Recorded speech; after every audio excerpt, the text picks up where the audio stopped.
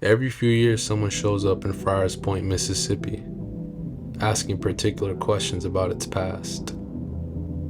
The small town is 65 miles below Memphis on the Mississippi River, an old ferry landing and river port in the heart of what once was the southern cotton-picking capital of the world. However, nowadays the port is gone, as are the freight handlers, and most of the sharecroppers and farm laborers that were made obsolete by the industrial hand that overtook Mississippi. Though today in Friars Point it's not easy to find people who are alive to meet Robert Johnson in the flesh, his name alone still haunts the back alleys of the Mississippi Delta.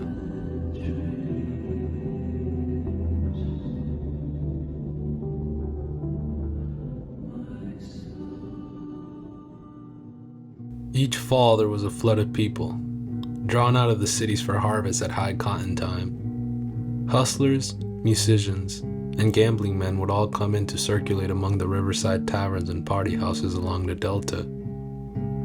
The young blues player Robert Johnson was part of that flow, and the people who lived in that shadowy corner of the world knew him, if at all as a passerby. This was all during a time when the country was trying to ignore the noises that were coming from Europe. A time when newspaper stories were datelined with Amelia Earhart's disappearance in the Pacific. It was precisely in this era that the search for Robert Johnson quietly began.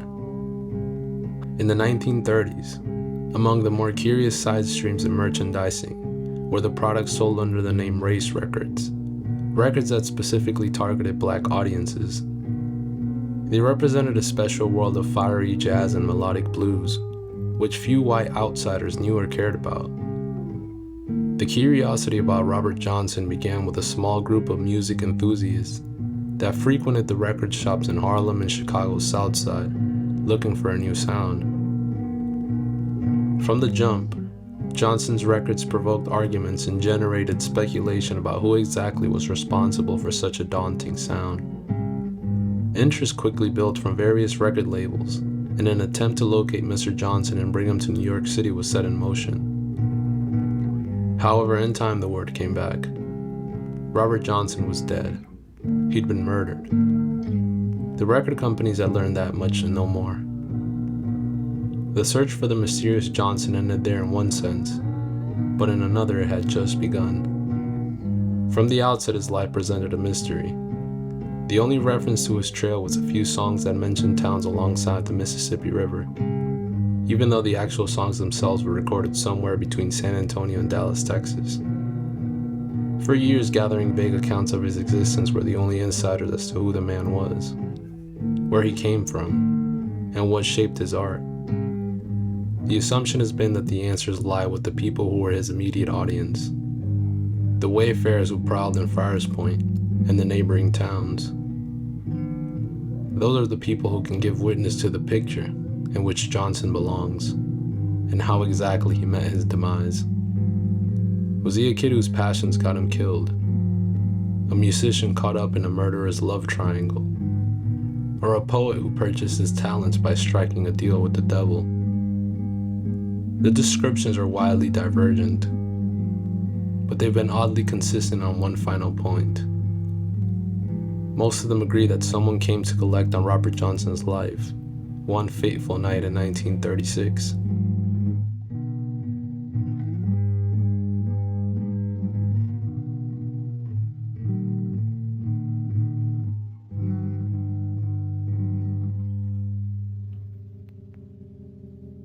Segregation touched every aspect of life in Mississippi.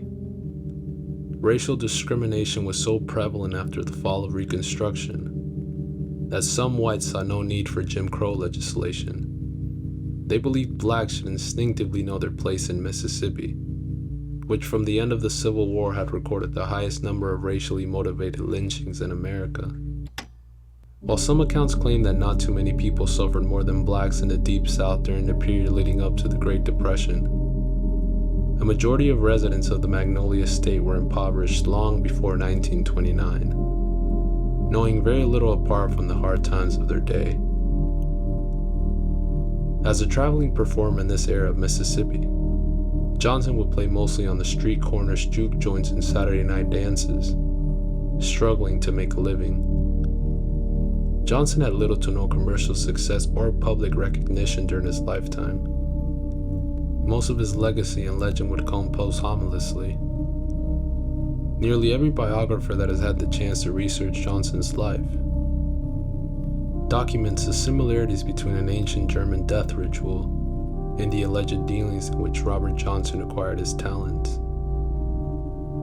These assertions were made in reference to the story of Dr. Faust, a medieval scholar who lived in northern Germany at the turn of the 15th century.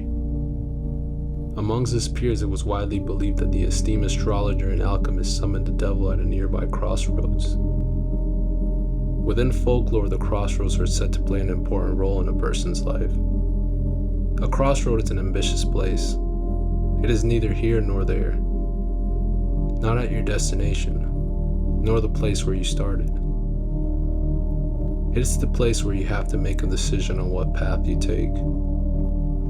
If you were in unfamiliar lands, a crossroad was an easy place to get lost. If a sign was wrong, or you read your directions wrong, you could end up hopelessly far away. This is what Johnson's mentor and fellow blues player Son House believes occurred when Johnson disappeared one summer from Mississippi. His guitar playing was racket. It drove all the folks down at the juke joints mad. Then one day he up and left to Arkansas somewhere. When he returned, he played a tune for us that left us speechless. There was just no way.